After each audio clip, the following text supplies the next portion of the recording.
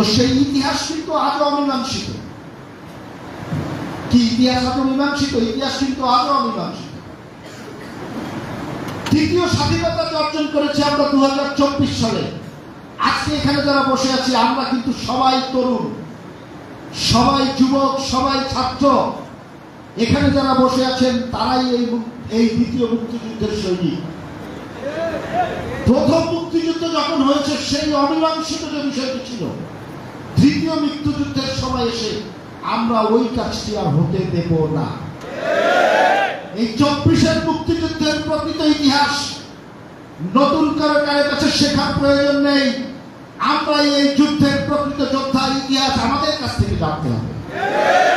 আপনাদেরকে সচেতন থাকতে হবে, এই ইতিহাস যেন বিকৃত না হয়।